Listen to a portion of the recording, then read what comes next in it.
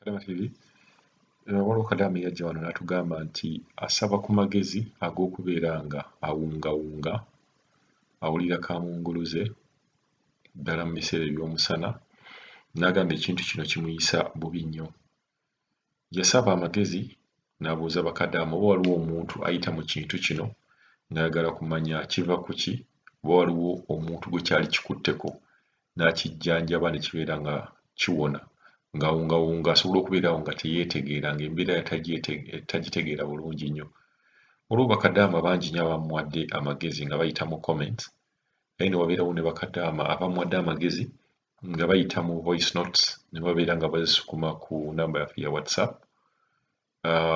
Voice notes ezigenda okupulayinga wano, Kadaama bagenda kubeera nga bamunnyonnyola oba bakadaama abaali bayise mu mbeera eyo basuubira kiva ku ki era asobola kubeera nga akijjanjaba atya. Mujjukire nti mu ffumbiro awo wennyini w'okola mu nnyumba z'Abawarabu mulimu ebintu by'osobola okukozesa n'obeera ng'osobola okuwona nga tokozesezza na Panadol oba empeke ezo, ng'osobola okukozesa ebintu ebyo biri nakyo n'obeera ng'owona ebizibu nga bino. Katuwulirize amagezi agamuwe bakadaama banne. Kadaama TV nkulamusizzaako, simanyi empeerezaayo webala olw'emirimu gy'okola. Nina vidiyo gye mpuliriza ku YouTube ey'omuwala agamba nti amaze emyezi 6 ng'ali eno naye embeera ye tagitegeera, awulira kamunguluzi, awulira nga omubiri gwe tagutegeera. Nze kye nnyinza omugamba ekisooka tuli mu biseera by'omusana, ekyokubiri omubiri gwe tegwamanyiira mbeera y'eno, tetumanyi oba ali ku esi oba talina esi. Ekirala ayina okunywa nnyo amazzi, amata. Ekirala omusaayi gwe gulabika gukendedde olw'omusana omungi. Jjukira guno omusana gutwokya ne gukukamula. So ky'alina okukola bw'aba alinayo beetroot, afune ku beetroot amulye. Bw'aba tamuyina afuneyo entende. Entende nazo nnungi. Ekya kye nnyinza omugamba akole ki? Alye ku bi-vegetables, asaleesaleyo bikaloti biki nnyaanya biki, afube nnyo akikole nga w'ogamba nti ndi mulwadde ndi mu kwejjanjaba, omubiri gwe gusobole okudda mu calcium. Alabika calcium we akendedde, kye kimuviirako okuba ng'ali bw'atyo. Singa tugambye nti oba alina agaloota agabi biki naye bw'aba agambye nti mbeera, so ekyo ky'aba akola ge magezi nze ge mmuwa. Tusimanyi empeerezaayo. Mukama akutuweere obulamu, akuwangaalize ddala n'essanyu. Mr. Kadaama TV gyebaleko, tusimanyi empeereza gy'otuweereza ne bannaffe amagezi ge batuwa ne tugenderako, kubanga waliwo olumu lwe tuba nga tulina stress zaffe, naye bwe tugenda Kadaama TV Uganda ne tuwuliriza ku bannaffe amagezi ge baba batuwa, ate ne tukola ki? Ne tuddamu amaanyi ne tugamba ke tukole. Naye kaakati mbadde nzize ku nsonga y'oyo munnaffe oyo abadde agamba nti awulira kamunguluzi teyeetegeera. Ekisooka guba musana gweno, omusana mungi. Nze nange kyantuukako, ate nze nga njasa n'ebintu, ng'omusana mungi. Kati nina mukwano gwange ali eyo, ali Dubai, yaŋŋamba kwesaako kulukumu, bamuyita kulukumu, bintu biba bya yero, biteeka mu mata, bw'aba afumba tateekamu bingi, ateekamu bitonotono n'anywako. Kati waliwo n'ebintu ebirala bya green, bulinga bukolakoola butini bwe buti, naye simanyi oba buyita, naye ŋŋenda bukuba ekifaananyi wano Mr. Kadaama TV obulabe oba osobola okusindikira oyo munnaffe.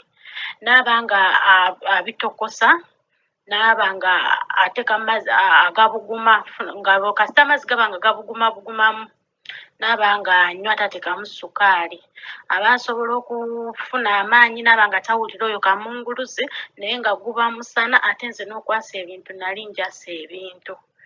Kati ekyo kyagamba nti n'amaaso era aba talaba, guba musana. N'ekirala musana mungi, omusana gwe tubeeramu Mr. Kadaama TV guba mungi. omusana gwe tubeera Mr. Kadama guba mungi nnyo kati munnaffe amagezi gemuwa ngenda kukubirako ebyo ebintu kulukumu abatamu naye nga kulukumu era bamutegeera banga bunzaali era babuteeka mu byakulya buba bwa yero abuteeka mu mata n'anywako naba ng'anywa n'amazzi mangi ate ye nno okumanya kati ye awulira kamunguluze waatayanguyirwa agenda kutuuka ekiseera abeere ng'awulira omutwe nga gumuluma atuuke n'okuba nga yeerumika alinga ava omusaayi mu nnyindo ng'alinga ava omusaayi mu nnyindo guba musana ngenda guba musana ogwo nange ekintu ekyo kyankolekako nnyo nentuuka ekiseera nga nnywa amata nga ntika mukulukumu nga nnywa n'ebyo ebintu ngenda bigwa Mr. Kadama TV ngenda bikuba ekifaananyi abirabe nemba nga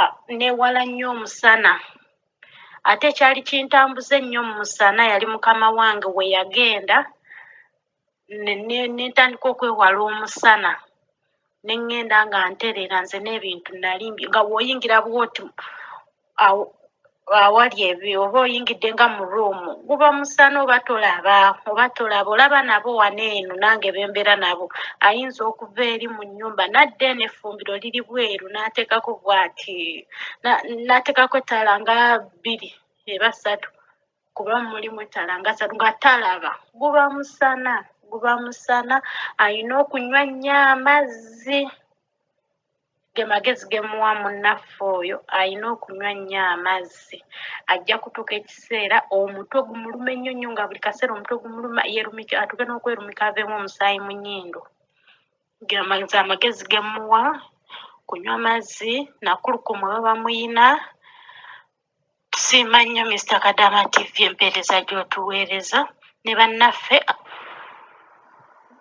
Mr. Kadama TV byebino ebintu by'aba alina okukozesa bino naye bwe baba nga tebabiyina munnaffe oyo amagezi amala ge mba mmuwa aba alina okunywa nnyo amazzi ne bwe baba nga babiyina aba alina okunywa amazzi nga wakwessaako na bino ebintu nga ekirala yeewala n'omusana kuba omusana gweno guba mungi ate ffe ewaffe ekitaliiyo e Uganda kati ge amagezi ge mmuwa by'aba alina okukozesa ajja kuba ng'alabawo enjawulo kuba nange nabano bye baŋŋamba nga okukozesa olumu natuuka nga sikyafuluma na mu ruumu ne babinfumbira nabo ne babimpa nze natya n'okutya nga mmanyi nti ne babampa biki nentuuka nentya ngawo bamanyi bano abantu balimu ffe abakozi ebintu ebitategerekeka naye ne mukwano gwange ali Dubai nangamba ojja kukozesaako ebyo tebirina buzibu ate nagenda okulaba ng'enjawulo weeri naye ng'alina okunywa amazzi kuba kijja muviiramu obulwadde ego munnaffe Mr. Kadama TV amagezi gemuwa